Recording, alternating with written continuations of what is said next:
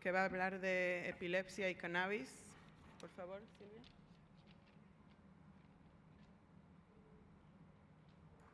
¿Qué tal? Buenas tardes. Buenas tardes. Hacemos un cambio rotundo, no solamente por el género, por la nacionalidad, por el idioma, sino también por el tema, porque yo voy a hablar, después de las dos excelentes exposiciones que escuché sobre investigación básica, yo voy a hablar de nuestra experiencia en la investigación clínica. Yo toco acá para la primera diapositiva, ahí está. Bueno, como se ve en esta diapositiva, yo trabajo en dos centros hospitalarios, uno que está en la ciudad de Buenos Aires, que es el Hospital Ramos Mejía, y otro que es el Hospital El Cruce, Néstor Kirchner, que está en la provincia de Buenos Aires, donde en ambos casos somos médicos neurólogos, nos especializamos en epilepsia, pero además somos integrantes del CONICET. Los que no conocen es el Consejo Nacional de Investigación de nuestro país. Entonces hacemos trabajo asistencial y trabajo de investigación. Yo voy a pasar algunas diapositivas más rápido por las cosas que ya se estuvieron viendo y les pido disculpas. No conocía el tema de las otras conferencias, pero entonces acá hago un repaso sobre el uso del cannabis. Nosotros vamos a, fundamentalmente, como conocemos, tiene un uso recreacional, como mostraba antes en una de las exposiciones, la cantidad de habitantes que hay en el mundo que utilizan cannabis. Tiene también usos religiosos, tiene un uso industrial y luego el uso médico, que es el que nos convoca en esta reunión. Esta es una diapositiva que la tomé de Darío Andrino, de la Universidad Nacional de La Plata, donde mostraba en una síntesis, yo tomé algunas partes, que mostraba las utilidades del cáñamo en distintos aspectos de la industria. Y cuando doy esta charla para médicos es interesante porque aparece como, no se conoce este costado del uso del cáñamo y me parece que resulta interesante. Acá aparecen las dos grandes variedades de plantas que se conocen. Me pareció interesante la respuesta que dio el colega anterior cuando se le preguntaba sobre los distintos efectos de las variedades. Digo, me pareció interesante porque justamente hay mucho camino para recorrer y hay mucha investigación para hacer. Sin embargo, nos llegan a nosotros casi todos los días, le diría, pacientes que cuentan que alguien le dijo que si utiliza una variedad o usa otra, va a tener resultados diferentes, cuando estos son aspectos que todavía se están investigando y que no se conocen.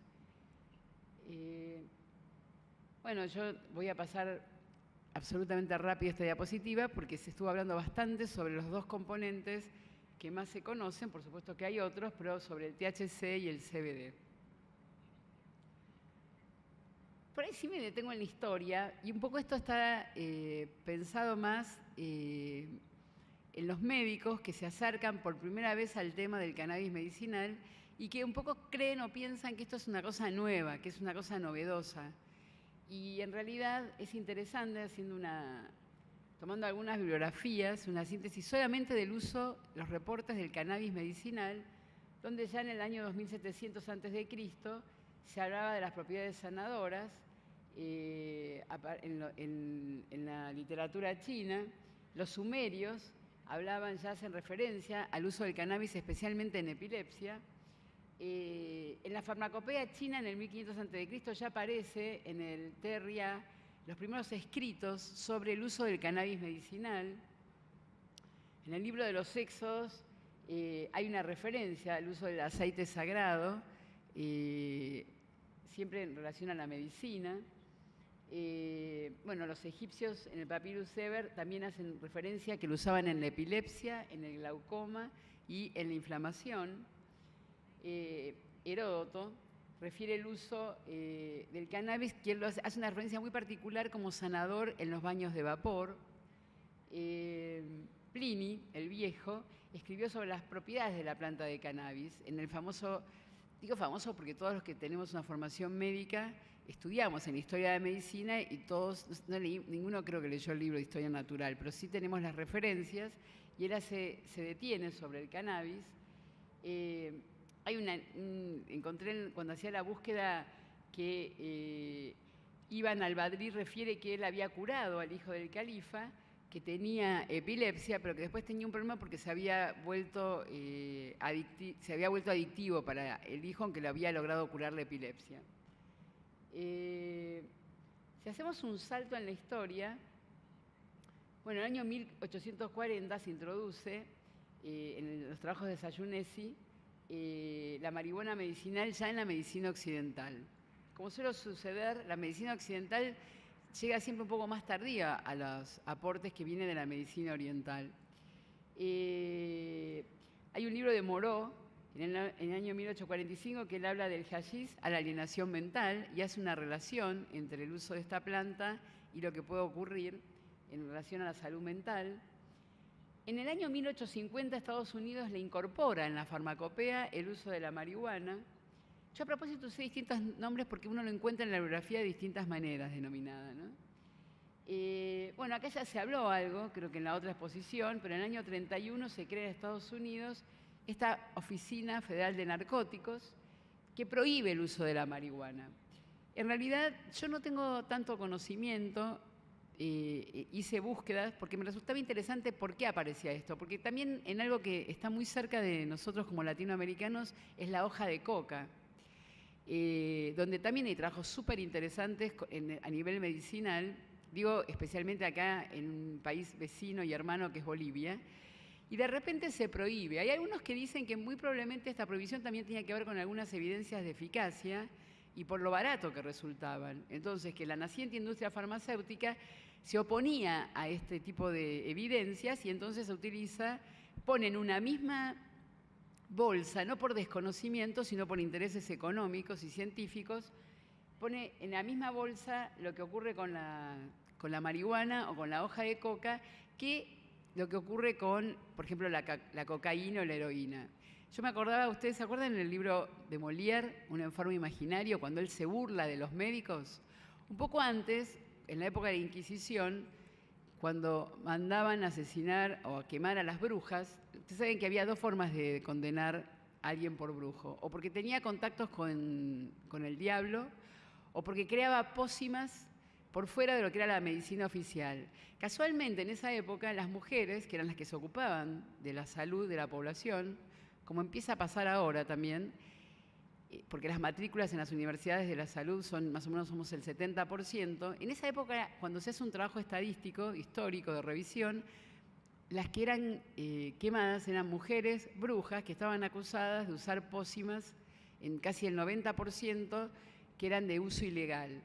Y lo que dicen las malas lenguas era porque eran mucho más eficaces que la medicina oficial, ¿no? A donde las mujeres, por supuesto, recién pudimos entrar a las universidades de medicina a principios del siglo pasado.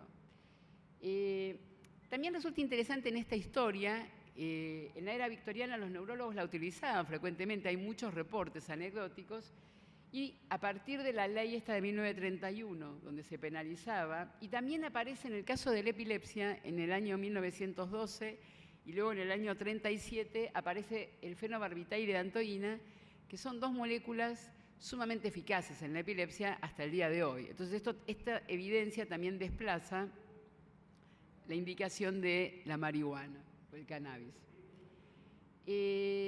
Empieza un proceso interesante también en el siglo pasado, que yo puse como inicio la despenalización, quizás un poco grande, pero me pareció como un buen título, porque en el año 72 la Comisión Nacional de Estados Unidos de Marihuana y Abuso de Drogas recomienda que se despenalice la marihuana. Esto también lo traigo a colisión porque yo al final de la charla voy a contar acá en la Argentina nosotros tenemos una reciente ley, una reciente reglamentación y muchas veces en las discusiones en las que yo he participado porque fui convocada, parecía que esto era algo nuevo de nuestro país o de algunos países de la región. En el año 76 el Comité Federal de Estados Unidos regula el uso de la marihuana como una necesidad médica. En el año 78 la FDA, que acá en Argentina es igual, equiparable a la ANMAT, son organismos regulatorios de medicamentos, tiene un programa de uso compasivo como suplemento para pacientes en relación al cannabis. En el año 85 se aprueba el Dronabidol, que es un THC sintético, que la indicación es náuseas y vómitos debido a la quimioterapia para pacientes con cáncer.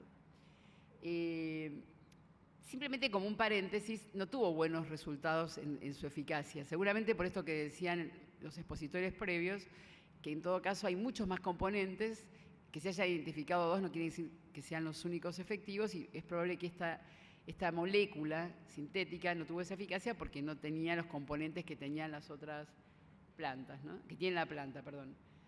Bueno, acá en el año 90 se descubre todos los receptores de cannabis, el sistema de cannabinoides, y acá estando los colegas de Meyulán, son parte de ese proceso que crea una situación en realidad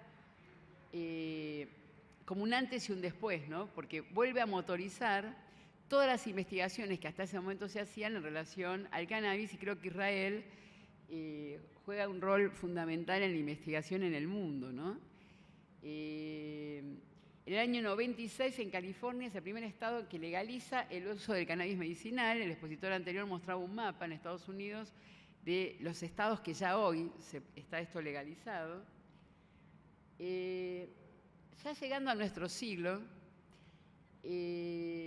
en Estados Unidos, como mostraba en ese dibujo, en ese mapa, perdón, ya hay 29 estados en Estados Unidos que está legalizado el uso del cannabis medicinal, y hay 8 estados que legalizan el uso recreacional de cannabis. Por supuesto que yo hago tanta referencia a Estados Unidos porque Argentina tiene una legislación que cuando la FDA en Estados Unidos autoriza el uso de un medicamento, inmediatamente el organismo de regulatorio argentino autoriza el uso de ese medicamento. O sea, que para nosotros en Argentina, en relación a la regulación de medicamentos, es una referencia.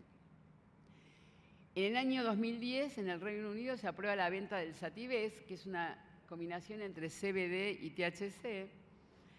En el 2013 aparece una cosa interesante, que es el rol de los medios, y el doctor Gupta, en realidad yo no miro tele y no lo conocía, pero cuando empecé a buscarlo y preparé para esta charla, me enteré que era muy conocido, que es un hombre muy mediático que está en la CNN, y él habla públicamente en un programa a favor de los usos del cannabis en medicina, lo cual también provoca un gran impacto a nivel de toda la población. En el 2015, en Estados Unidos, desde el gobierno federal se remueven los obstáculos para la investigación con cannabis. O sea, se abren puertas que estaban cerradas, y esto es muy reciente. En el año 2015 también, Uruguay, que es nuestro país hermano, que está acá enfrente, legaliza la producción y el uso de cannabis, y se pone Uruguay a la vanguardia de todos los países del mundo, porque es el primer país en el mundo que legaliza el uso tanto del cannabis recreacional como del cannabis para el uso que se le dé, y que por supuesto, después que hable yo, va a hablar, creo que es así el programa, la doctora Pegró de Uruguay, que va a dar más cuentas sobre la situación que se está viviendo ahora en Uruguay. Traje esto porque me parecía interesante, que en realidad tiene que ver con también la diapositiva anterior, que se mostraba, que decía que el cannabis es la droga ilícita más usada y más cultivada y traficada en el mundo. Esto lo dice la Organización Mundial de la Salud. Es una publicación que la pueden encontrar en la página de la OMS del año 2016. Y digo esto estamos hablando de un producto que no es una molécula que no se conoce o que se acaba de sintetizar. Estamos hablando de algo que, además de que se conoce hace muchísimos años, su uso está absolutamente, es casi masivo. En Argentina, acá hubo un proceso que resultó bastante parecido a lo que pasó en otras partes del mundo, y que yo puedo contar de manera muy abreviada mi experiencia. Yo estaba un día en el Hospital Ramos Mejía y vino un grupo de madres y algunos padres a pedirme una entrevista. Yo les doy la entrevista y me dicen que ellos habían empezado a mirar, esto pasó hace 2 años, que ellos habían empezado a tener información de que el cannabis podía ser útil en pacientes con encefalopatías epilépticas, o sea, formas de epilepsias muy severas. Y yo les contaba que en ese momento yo tenía algunas referencias porque había venido mirando la bibliografía, pero que no sabía mucho. Les pedí que me den ese verano, porque eso era noviembre, para que me ponga a estudiar sobre el tema y que nos volvamos a encontrar en marzo. Y este grupo de madres, que ahora yo voy a contar cómo siguió mi relación con ellos, a partir de algunas ONG, en ese caso las que estaban era CAMEDA, que es Cannabis Medicinal Argentina, y también estaba la ONG de Mamá Cultiva, comenzaron a hacer un camino a transitar la Cámara de Diputados de nuestro país, la Cámara de Senadores, y empezaron de manera, la verdad que increíble, con una gran tenacidad y además con mucho saber, y lograron, a partir de este trabajo, que los diputados, en primer lugar, de nuestro país, sancionen se haga una ley y que pasa a senadores. Y luego tuvieron apoyo, por supuesto, de algunos investigadores como yo, de otros profesionales y profesores, pero el trabajo y el mérito fue absolutamente de este grupo de madres y de padres, no fue tampoco de los políticos que lo aprobaron, fueron sensibles y escucharon, pero fueron ellas las que transitaron todos los caminos y soportaron un montón de situaciones bastante violentas, de gente que no sabía nada y opinaba, o de gente que sabiendo tergiversaba la verdad, y lograron entonces que salga la ley y se haga ley, que en un país como el nuestro, que en general en Latinoamérica, no conozco mucho la política en Israel, pero en Latinoamérica los gobiernos están bastante confrontados, en Argentina mucho. Sin embargo, por unanimidad, todas las fuerzas políticas que integran la Cámara de Senadores se pusieron de acuerdo y por unanimidad, en una cosa casi pareció un milagro, sancionaron esta ley el día 29 de marzo del 2017, o sea que este año, hace poquito tiempo atrás.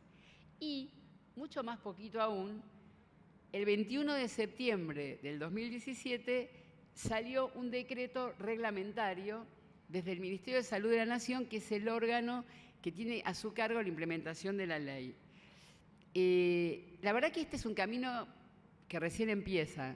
Esta reglamentación es insuficiente, hay que trabajar mucho sobre esta. La ley de última también, no tenemos la ley uruguaya, es una ley que salió con una figura como de investigación, donde dejó algunos puntos oscuros, por ejemplo, sobre el autocultivo, por ejemplo, sobre de qué manera se puede implementar para hacer uso de todos los pacientes. También salió con aspectos revolucionarios, por ejemplo, que se le tiene que dar gratis a los pacientes. O, por ejemplo, en una sociedad mercantilista como la que vivimos, donde la salud muchas veces se le olvida a nuestros gobernantes que es un derecho humano, la verdad que en eso es hiperinteresante la ley. O también, otra cosa que yo celebro es que dice la ley que los que van a producir el producto medicamentoso van a ser los laboratorios públicos nacionales. Y la verdad que también es interesante esto porque abre un espacio a la producción de los laboratorios públicos, lo cual no dice que no puede ser hecho por laboratorios de la industria privada, pero en todo caso abre esta puerta que es interesante en cuanto a pensar en la posibilidad de costos y acceso a un medicamento que sea de menor costo. Entonces, seguro, yo traje acá una tapa del Time porque no encontraba rápido una tapa de revistas argentinas, pero esta situación de que apareció en todos los medios, como decía antes, y en las redes sociales, aparecía, creo que fue un elemento fundamental, como pasó en la Argentina, para que se pueda legalizar y estemos en la situación que estamos hoy, que a pesar de los déficits que tenemos, estamos 1000 veces mejor que hace un año que no teníamos ley y no teníamos reglamentación. Si uno hace una búsqueda, que yo paré en el 2008, en el ISI, que es un buscador de bibliografía, como ustedes ven, el crecimiento es exponencial. El crecimiento es exponencial en relación a las publicaciones hechas científicas sobre cannabis. Y si uno hace una búsqueda rápida y pone en Google, que es esta foto que yo hago, y pone cannabis medicinal, aparecen en 43 segundos 15.400.000 resultados. Está buscándose Google en español. Creo que esta situación, un poco yo digo porque a veces cuando se hacen reuniones, yo estoy convocada y estoy invitada por el CONICET a representar al CONICET en este consejo consultivo que se creó, que se está creando, y entonces a veces hacen reuniones chiquitas donde hay poca gente y se pierde esta dimensión. Entonces creo que en espacios como este, que yo celebro que se hagan este tipo de reuniones, es importante recordar que hay mucha gente mirando este tema y con muchas expectativas. Yo esto voy a pasar rápido porque estos son trabajos que yo saqué por ejemplo, de la Academia Americana de Neurología. ¿En qué enfermedades en neurología se utiliza el cannabis? Como ustedes ven, está la cefalea, dolor neuropático. Yo me voy a detener en epilepsia, pero la espasticidad, desórdenes al movimiento. Esta lista que enumera la Academia de Ciencias no es igual a niveles de eficacia. Simplemente se dice en qué patologías se usa el cannabis y también en otras patologías, como ven acá, que acá ya se dijo, fundamentalmente en un metaanálisis que se hace en el JAMA, donde los que aparecen como más presentes son las náuseas por efectos adversos de quimioterapia y la pérdida de apetito presente en pacientes con cáncer o HIV. Bueno, acá yo, después de las charlas que se dieron en básica, voy a pasar aún más rápido. Simplemente me detengo porque la ley nuestra en Argentina habla del aceite. Y en realidad es una falacia casi, porque todos los que trabajamos y sabemos la forma que uno puede usar como vehículo para cualquier molécula, hay distintas formas. En el caso del cannabis, es liposoluble, tiene baja solubilidad en agua, y entonces una forma, si es por vía oral, se encontró el aceite, pero también se sabe por estudios hechos en farmacología que es muy buena en la forma de inhalatoria, y también se sabe que se puede usar a nivel de cremas dérmicas. Entonces, creo que que la ley se limite y hable del uso del aceite, más que la ley, la reglamentación, es una limitación de tipo académica que seguramente se irá resolviendo, ¿no? También es cierto, y yo esto pensando, desconozco el auditorio cómo está compuesto, pero si hay médicos, muchas veces las preguntas que surgen es si tiene o no tiene interacciones con otras drogas, especialmente cuando yo lo indico en pacientes con epilepsia. El hecho que use como para metabolizarse el citocromo P450 significa que potencialmente puede tener interacción con drogas antiepilépticas que usan la misma vía, o porque inducen o porque inhiben. O sea que esto es un camino a resolver. Yo lo voy a comentar, pero es un camino de investigación a resolver que aún no tiene respuestas. Bueno, por supuesto también cosas a resolver son aspectos farmacodinámicos y farmacocinéticos en relación a la vía que se utilice y a la dosis que se utilice, ¿no? Acá está lo que yo decía, o sea, que cómo puede ser, en relación a la vía, cuándo va a ser el inicio de la eficacia, el pico máximo y la duración que pueda tener. Y esto, en general, en este momento lo que más se usa es la vía, para los pacientes con epilepsia, lo que tienen disponible es el aceite que usan por vía oral, ¿no? No es así, seguramente después va a haber una charla para los pacientes con dolor. Antes se habló de que no hay una dosis letal, no se encontró dosis letal para el cannabis, y creo que este dato que yo acabo de decir no es menor, ¿no? Bueno, hay algunos trabajos que hacen referencias sin suficiente evidencia a algunos efectos relacionados a los posibles efectos adversos del cannabis, y en las diapositivas de los expositores anteriores se detenían sobre los efectos, si hay un uso elevado, nadie sabe bien qué es elevado, por eso lo pongo entre comillas, bueno, los efectos que va a tener en relación a aspectos psicoactivos. Y en esta cuestión de la prohibición y que recién se comienza a usar, hay muchos relojes que retardan. Por ejemplo, el DSM-5, digo porque acá hay psiquiatras en el auditorio, lo que habla es de desórdenes con el uso de cannabis. Y no decir nada es lo mismo, o sea que nadie entiende bien qué se quiere decir. Y creo, también me parece valorable que se diga eso y no se diga más cosas, porque si hay cosas que no se saben y uno no tiene realmente evidencias, a veces es mejor decir algo en general o no decir nada, ¿no? Bueno, acá sigue habiendo la presencia de efectos adversos. Hay un reporte, por ejemplo, en el New England de casos que aparecían de psicosis aguda, y es una línea a investigar. Y digo, cuando estoy diciendo esto, porque nosotros en la cotidianeidad de los pacientes que atendemos, o cuando yo doy charlas especialmente o me invitan médicos, me dicen con una así con muchas certezas, el cannabis produce psicosis. Y entonces yo digo, ¿cuál es la evidencia? ¿Cuál es la bibliografía? Cuando uno va a mirar estos trabajos, bueno, es complicado, porque hay que ver qué factores de riesgo tenían esos pacientes, cuáles eran los perfiles psiquiátricos de esos pacientes para llegar a la psicosis. Cuento esto porque esto es un problema en la medicina. Por ejemplo, salió un warning, una alarma de la FDA hace 2 años que muchas de las drogas que usamos en epilepsia, de las que se venden en la farmacia, que los dueños son los grandes laboratorios, inducían suicidio. Y entonces en una medicina judicializada, como es la medicina estadounidense, esto creó un grave problema porque empezaron a no indicarse, por miedo el médico que lo indicaba, que si el paciente llegaba a tener un intento de suicidio, se suicidaba, podía ser juzgado. Cuando se comienzan a hacer los trabajos que se están haciendo ahora con mayor seriedad, lo que se vio era que esas pacientes que tenían ideas suicidas o habían intentado, tenían un perfil que sin tomar nada ya estaba presente esta ideación. Entonces es complejo a veces cuando uno asocia, es complejo en todo sentido, hay que estudiarlo con mucha profundidad para no generar una situación de riesgo al paciente porque uno cree que lo puede mejorar su calidad de vida, y también de riesgo para no decir cosas sin la evidencia suficiente, ¿no?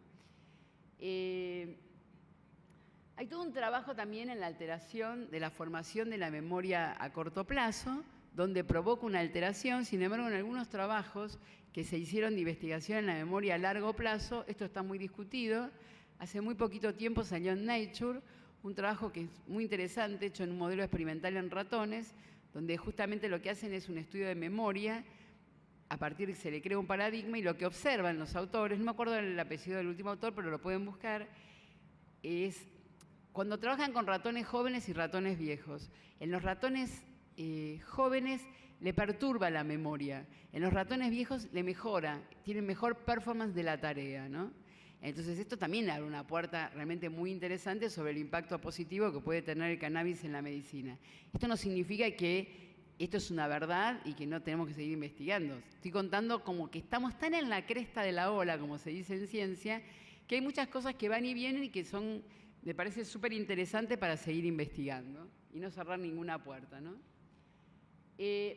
Entonces, ya entrando directamente en el tema de la epilepsia, existe una realidad en el mundo que, a pesar de que tenemos más de 20 drogas, el 30% de los pacientes aproximadamente que tienen epilepsia siguen no respondiendo a ninguna medicación. Entonces, esto hace que los investigadores, los médicos y los pacientes y familiares salgan a buscar nuevas alternativas terapéuticas.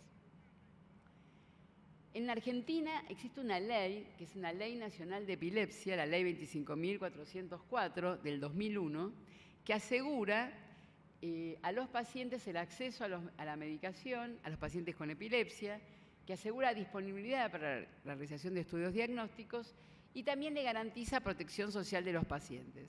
¿Se cumple esta ley? Y más o menos, pero en realidad es importante tener esta ley, porque un paciente, sabiendo que existe esta ley, cosa que hacen, tiene mucho más recursos para protegerse y defenderse cuando el Estado o la seguridad social no garantiza alguno de estos aspectos. Y digo esto, yo estoy orgullosa porque yo fui una de las autoras de esta ley, que también no tiene sentido tener ley por enfermedades. En la historia de nuestro país tuvo que ver porque no teníamos una ley de salud garantista. Y entonces, frente a esta situación, se nos ocurrió a un grupo hacer una ley para la epilepsia porque veíamos que los pacientes sufrían muchísimo. La epilepsia es una enfermedad muy prevalente, es una de las más prevalentes de las enfermedades no transmisibles. 1 cada 200 habitantes tiene epilepsia. Y entonces veíamos que sufrían más por la discriminación y que eran sometidos que por la misma enfermedad en muchos casos. Bueno, nosotros como opciones al tratamiento para la epilepsia refractaria, en primer lugar, nosotros hacemos cirugía de la epilepsia. Está como un tratamiento paliativo la dieta cetogénica, el estimulador vagal y en los últimos años el cannabis. Hay algunos estudios que yo no me voy a detener mucho, Y sí es interesante que Cochrane, que es una base de búsqueda bibliográfica que hace revisiones sistemáticas, dice que hasta el año 2014 no podía ser concluyente sobre el efecto antiepiléptico del cannabis. Lo mismo dice en el mismo año la Academia Americana de Neurología, que tiene datos insuficientes para refutar o para apoyar la eficacia del cannabinoide, y había numerosos ya ensayos en marcha con el cannabidiol.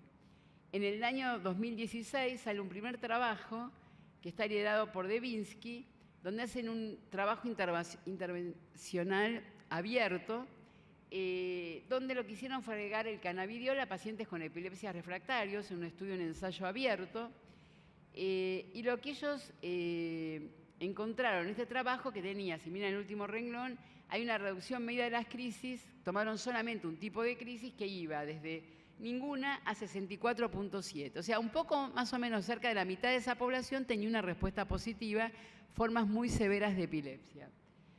Y luego hay otro trabajo que se hace especialmente con una forma severa de epilepsia, que es el primer trabajo que sale publicado fase 3.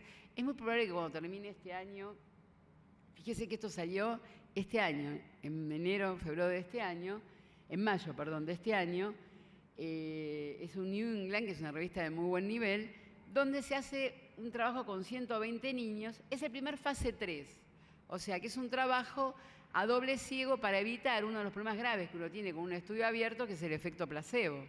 Mucho más, porque como yo le digo a veces a los papás, yo nunca en mi vida vi, en mi larga vida de epileptóloga, que venga alguien con una remera y que tenga puesto carbamazepina. Pero la gente viene con remeras que dice, por ejemplo, con una hoja de cannabis. O sea, hay una cuestión de empatía con esta fitomedicina que es mucho más alta que le puede convocar, no sé, el fenobarbital, la carbamazepina o cualquier otra molécula. Lo cual también nosotros sabemos que esto es un elemento a tener en cuenta para el efecto placebo, o sea, pensar que algo me hace bien o pensar que algo me hace mal. En este trabajo, que se eliminó el efecto placebo porque fue doble ciego, ellos encontraron una reducción aproximada, o sea, el 43% tuvo una reducción de más del 50% de las crisis. Y hubo un 5% de pacientes que quedaron totalmente libres de crisis. La verdad que, mientras que en el grupo placebo no encontraron, había una reducción del 13%.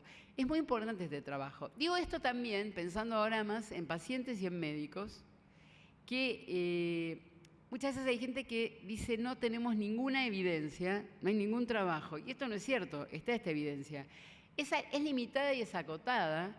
Y en parte, después de esta breve historia que yo conté, se entiende, porque estamos ahora realmente pudiendo empezar a hacer trabajos de investigación que nos permitan tener evidencia. Si no es como morderse la cola, si no me permiten no puedo avanzar y entonces tengo poca evidencia. Bueno, estos son otros trabajos que dicen más o menos cosas parecidas.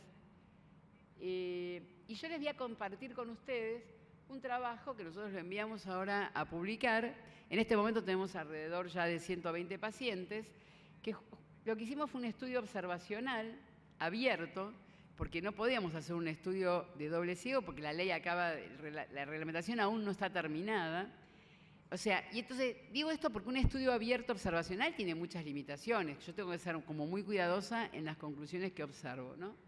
Pero entonces reclutamos 92 pacientes, lo que tiene de original es que la edad media fue de 28 años, yo dirijo un centro de adultos, los trabajos publicados son en niños, esta es una de las primeras series observacionales en adultos, y en el trabajo lo que hicimos fue, incluimos solamente 58 pacientes que nosotros podíamos garantizar por el control con los pacientes que tenían un seguimiento mínimo de 6 meses. Les cuento que cualquier estudio, que yo he participado en muchos, de ensayo clínico con las nuevas moléculas, el tiempo de seguimiento son de 2 a 3 meses, porque se trata de pacientes que tienen numerosas crisis. ¿Por qué prolongamos acá 6 meses? Bueno, porque nosotros sabíamos, el efecto placebo puede estar el primer mes, el segundo mes, el tercer mes. Es poco probable que la familia y el paciente siga contándonos que está bárbaro y que está recontento 6 meses después, porque ahí empieza a haber un contacto con la realidad. La segunda cosa, porque se titulaba lentamente en los niveles que los pacientes variaban la dosis. Nosotros hacíamos un estudio, como dije antes, observacional.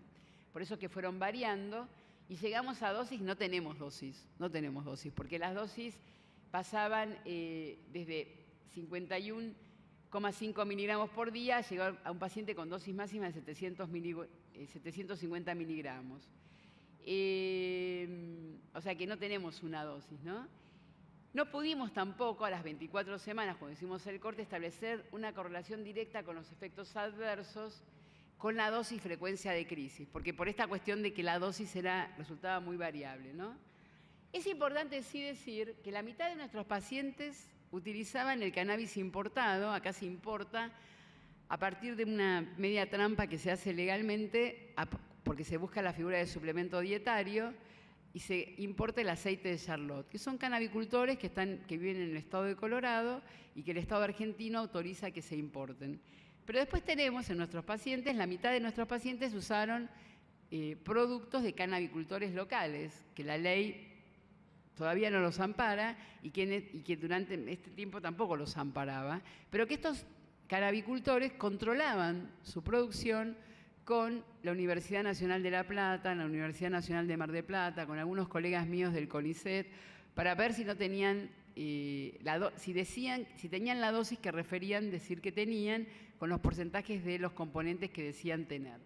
Nosotros no encontramos diferencias en los niveles de eficacia ni de efectos adversos entre el uso del aceite de Charlotte importado y los cannabicultores locales.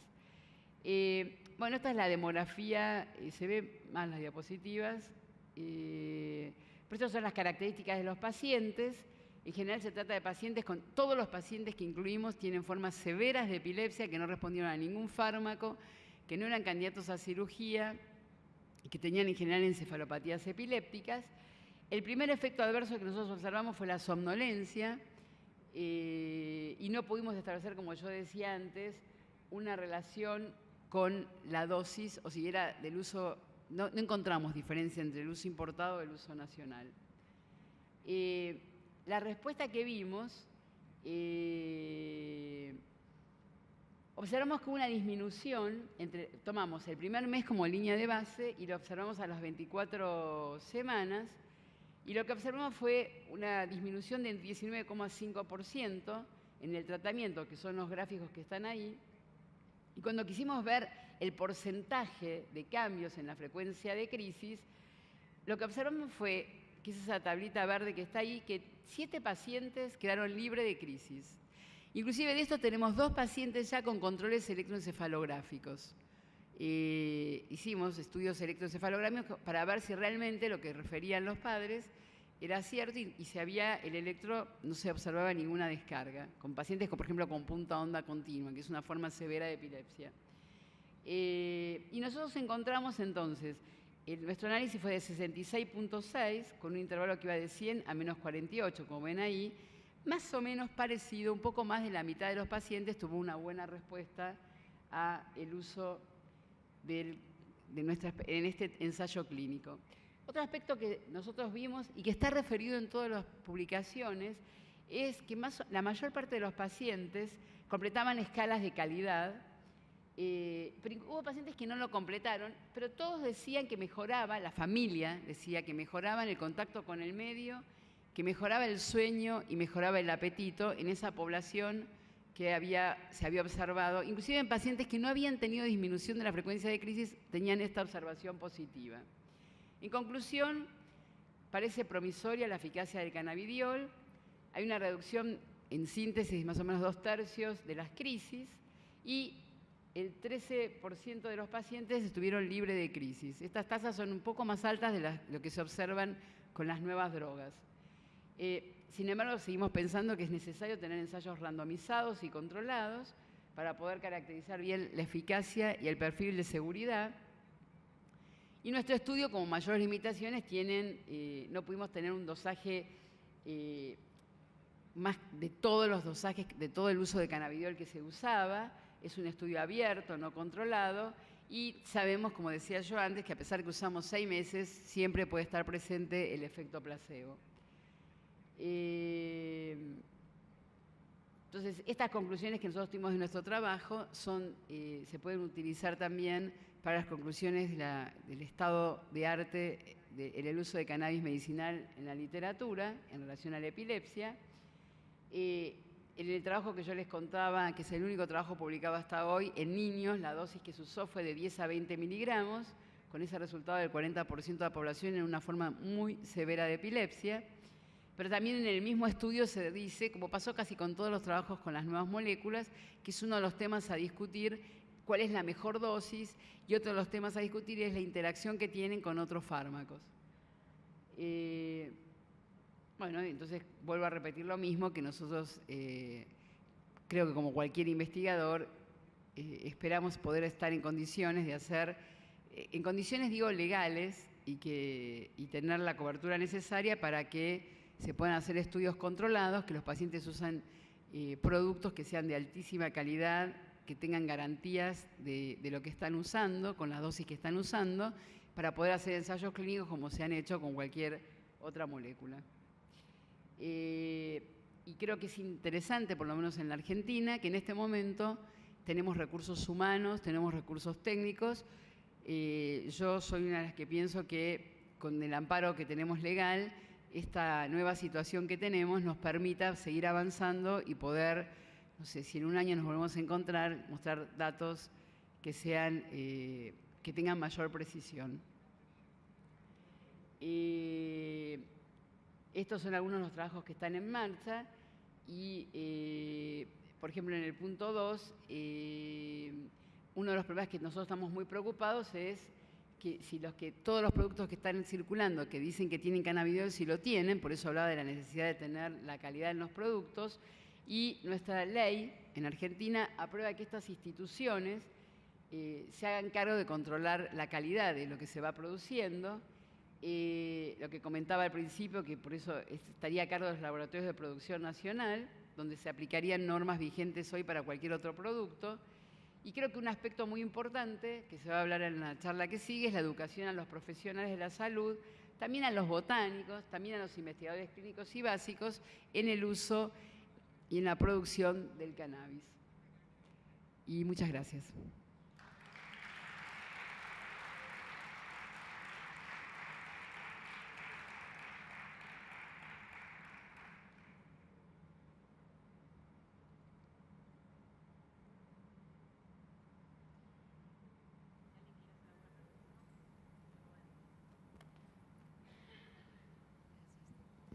¿Qué tal, doctora? Buenas tardes.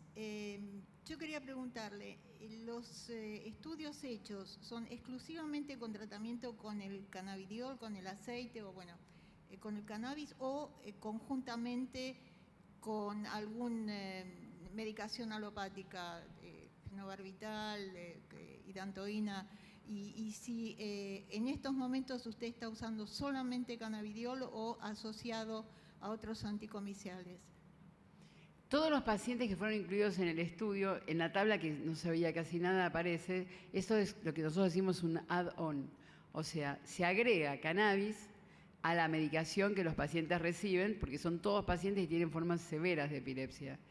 Y en realidad todos los estudios que están publicados, tanto algunos que son así observacionales como los estudios hechos controlados, todos se hacen, no hay ningún, por lo menos yo nunca vi ningún trabajo hasta ahora que el paciente solo reciba cannabis, y por otro lado es lo que se hace cada vez que aparece un nuevo fármaco. Lo que se hace se dice add-on porque se agrega a la medicación de base, y si realmente resulta eficaz, entonces en ese caso se puede empezar a disminuir la medicación de base.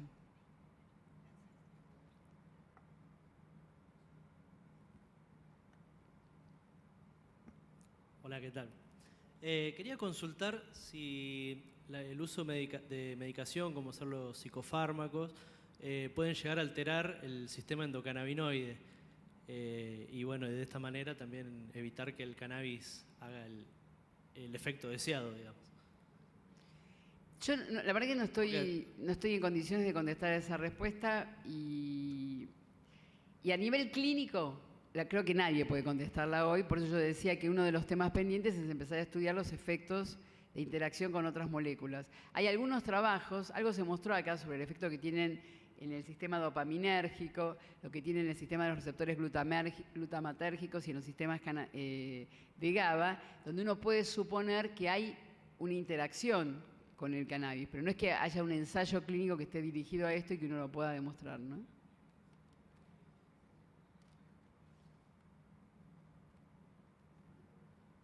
¿Qué tal? Yo soy Valeria Rudoy, biotecnóloga, trabajo en clonación in vitro y mi pregunta es si ha probado variedades, o sea, entender los efectos con variedades determinadas, o sea, seguir un estudio con un paciente con alguna variedad en particular, o hasta ahora eso no se ha podido hacer por, bueno, las circunstancias que conocemos. No hemos podido hacerlo. Creo que también esto está, también en las publicaciones se hace mención, por eso me parecía interesante, a las dos tipos de variedades.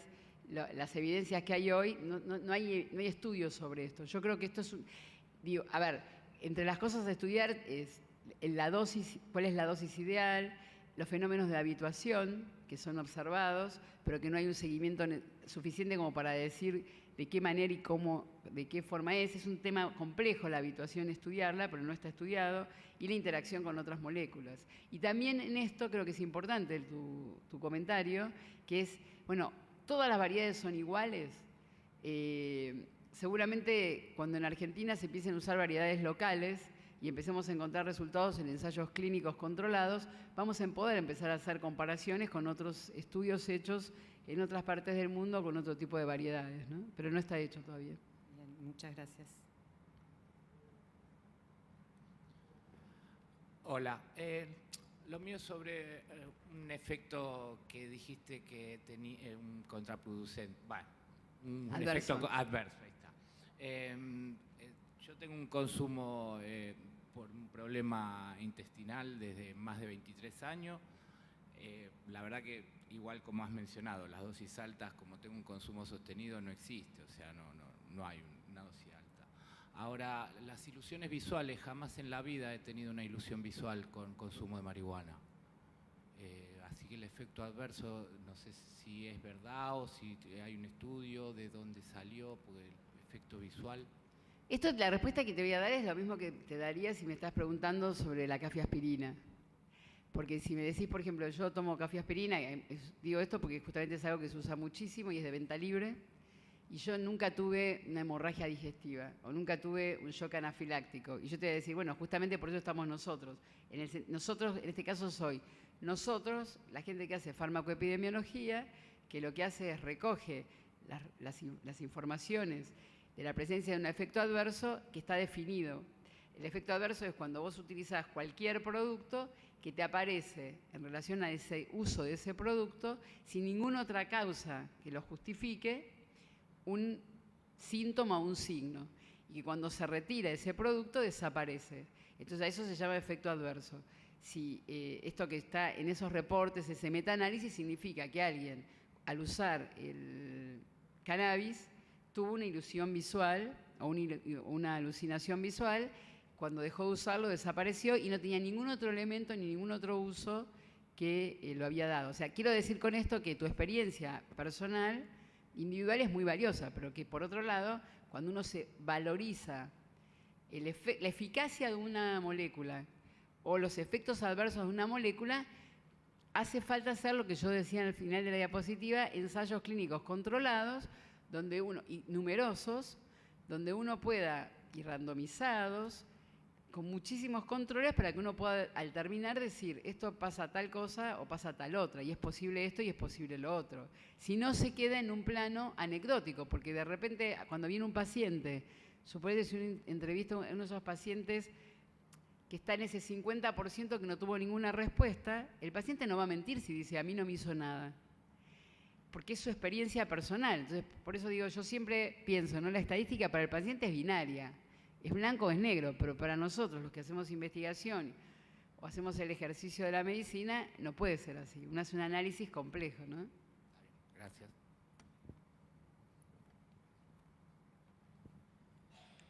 Gracias, doctora, por la charla. Le quería hacer una consulta. Usted dijo que no pudieron establecer en el estudio una dosis óptima, por lo menos, pero mi duda es la dosificación, ¿en base a qué se hace? O sea, ¿cómo determinan la dosis? ¿En base a cantidad de aceite? ¿En base a uno de los componentes? No, son dos preguntas en una. Yo igual te voy a contestar, pero son dos en una. Una es que el que produce, en este caso, de nuevo, voy a tomar el ejemplo de la aspirina. Yo digo, compras una aspirina y tiene ácido acetil salicílico, que es la molécula, tiene 500 miligramos mezclado en lo que se usa como vehículo, ¿no? Y te da esa pastillita blanca. Entonces vos sabés cuando se produce y se fabrica que ponen 500 miligramos de la molécula. En este caso, el que produce, poner el aceite, dice, bueno, yo voy a hacer en la producción, tomando la planta, tomando el extracto, pesándolo, voy a decir, bueno, yo voy a poner tanto de cannabidiol, porque lo hace clonado, mide y pone eso. Entonces, cuando vos hablas de la dosis, estás pensando en la dosis que tiene. Entonces yo voy a decir, por ejemplo, 5 mililitros es equivalente a 4 miligramos de cannabidiol. O sea, el que está produciendo es el que va a decir la cantidad que tiene de dosis. Esa es una respuesta. La segunda respuesta es, ¿cuál es la dosis ideal? No se sabe cuál es la dosis ideal aún. Por eso, pensá que hay un solo trabajo. El primer trabajo que yo mostré abierto, iba a dosis que iban, como nos pasó a nosotros, iban de 5 a 50 miligramos kilo. Vieron que yo mostraba dosis que era de 5 a 750 miligramos. No tenemos dosis. Esto porque, en realidad, toda la gente que esté acá y que participó en un ensayo clínico sabe que siempre que una molécula sale a la venta en el mercado pasa esto. Siempre se comienza con dosis muy bajas y a medida que se va usando y se va teniendo referencias farmacoepidemiológicas, comienza a aumentarse hasta llegar a las dosis de eficacia en un equilibrio sin efectos adversos. Digo esto como que no es que es una cosa que uno diga, esto es muy grave, que no tenemos... No, no es muy grave, es parte de lo que ocurre en la historia de cualquier ensayo clínico. Lo vamos a lograr, se va a lograr en el mundo cuál es la mejor dosis.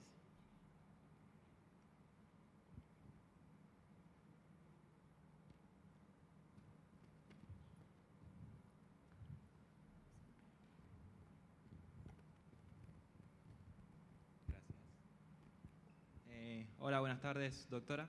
Yo soy Santiago. Yo hago aceites, hago aceites y tengo algunos niños con epilepsia que les estoy dando. Entonces, si bien, bueno, ya lo respondió allá cuando se lo preguntaron, que no tienen tanta certeza de qué variedades genéticas le están dando, lo que yo pude ver a lo largo de los meses de uso, por los chicos que lo usan y tanto por Mamá Cultiva y por las madres que dan, es que después de determinado tiempo el aceite les deja de hacer efecto. Si fuese un gráfico, tienen 30 ataques epilépticos, al cabo del primer mes reducen, pero después del primero o segundo mes de usar el mismo aceite, por más que la dosis sea cada vez más alta, los ataques vuelven. Entonces eso requiere hacer un cambio de aceite, tanto de variedad o como de porcentajes de CBD o de THC. A lo que voy es que al momento de dosificar, yo como cultivador hoy día no establezco los miligramos, podría sacar la concentración, pero porque no tengo acceso, después con la ley calculo que lo tendremos, a ir a hacer el análisis de la flor o del extracto para saber qué cantidades tiene. Pero la dosis media que se utiliza es... arrancando siempre lo mínimo, pero es en cuanto comienzan a bajar los ataques epilépticos, porque como bien usted lo dijo, en sueño, en hambre, en el medio, los efectos positivos van a estar, sea una gota o sean 10. Entonces a lo que voy es que por ahí la dosis media que se utiliza es la que reduce los ataques epilépticos sin tener los efectos secundarios, que ya sea somnolencia o bueno, básicamente es esa. Si el aceite no le hace efecto, serán más ataques. Pero creo que el día de mañana, cuando puedan hacer los estudios con variedades que tengamos en Argentina establecidas por el INTA y demás, creo que el seguimiento tendría que ser ese. A ver, esta variedad genética hasta el tercer mes le hizo efecto, cambiamos a otra y se va modificando. Y bueno, en realidad quería agregar eso, que la dosis media es la que quita los ataques epilépticos. Y cuando ya no hace efecto, habría que cambiar a otra e ir rotando. Yo creo que lo que estás aportando me parece muy interesante y también creo que como mensaje decía, para esto que estás comentando, me parece que es lo mismo, digo, para entenderlo. Suponete que vos venís a ver a mí como médica y te duele la garganta y yo hago diagnóstico que tenés una angina, ¿no? Entonces yo te digo, bueno, te voy a dar amoxicilina. Entonces una angina pultácea te da la amoxicilina. Y vos me decís, ¿cuándo? Digo, y no sé, vos andás calculando. Cuando vos veas que se te pone menos rojito, probá y usá el tiempo. Entonces, vos me vas a decir, no, espérate, no hay dosis, ¿no me puedes dar una cosa un poco más confiable que yo me tenga que mirar si me pongo menos rojito, más rojito? Entonces, en realidad, como vos bien decís, el objetivo ¿cuál es? Es tener la mejor evidencia como para que cuando uno diga, esta es la dosis que demostró ser más efectiva, con menor presencia de efectos adversos, para empezar a recomendarla y no que la gente, además de sufrir una enfermedad, esté en una situación de incertidumbre, o yo como profesional también. La segunda cuestión es decir, hay una cosa que vos mencionaste que es muy interesante, que es que haces alusión a lo que yo comentaba sobre la posible habituación. Entonces uno tendría, la idea nuestra es poder empezar a hacer estudios y decir, esto que vos observaste desde tu propia experiencia, bueno, poder ordenarlo y sistematizarlo, usar el método científico, que es lo que hacemos nosotros para otras moléculas. Entonces, lo que yo como creo que hay una única medicina, y la única medicina para mí es la que tiene que ser la mejor, y no es que hay una medicina para pobres y una medicina para ricos. Entonces, lo que creo es que la mejor, yo, como sigo pensando que la salud es un derecho humano, creo que la medicina tiene que ser la mejor para todos, con la mejor calidad y con la mejor seguridad. Y entonces que uno no tiene que generar una situación de inestabilidad o de inseguridad donde los pacientes que reciben, porque ya el paciente que nosotros vemos sufre mucho. Entonces la idea es generarle una condición que le mejore su calidad de vida, no que le cree una situación de incertidumbre. Entonces yo creo que hay un largo camino para investigar. A mí me parece muy bien que haya en Argentina canabicultores que tienen un saber súper interesante. De hecho, ya hubo entrevistas entre la gente del INTA y los canabicultores, porque para investigar no hay nada para ver cómo se cultiva.